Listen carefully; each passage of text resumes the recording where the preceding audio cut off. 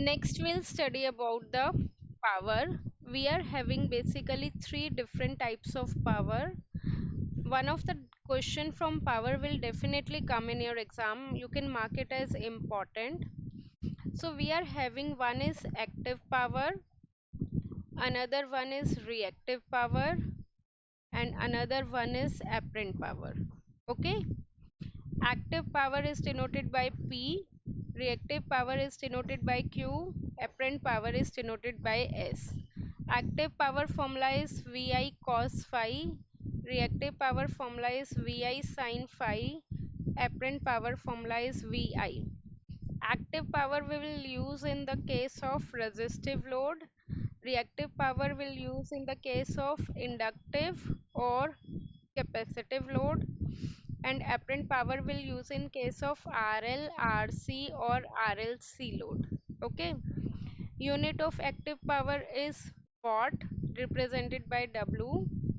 Standard unit of reactive power is VAR, that is volt ampere reactive, and apparent power is VA, that is volt ampere.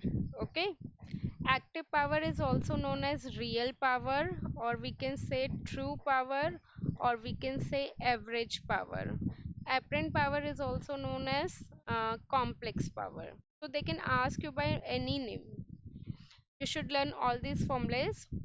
Like active power is the useful power. Like suppose I'm giving you one example. You are having one packet of Lays. Okay, so as you know, in packet of Lays, little bit like few chips are available only. So these chips which are available, that is the active power.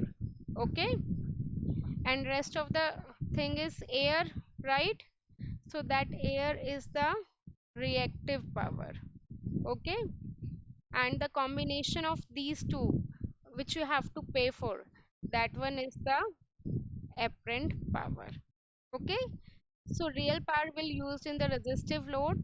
Resistive load is like just bulb in your house which you are using, or any load which you are using in your house, that is the resistive load. Inductive and capacitive load that we are using as a induction motor, maybe in factories. Apparent power will use mainly in the transformer. Got it? Note it down.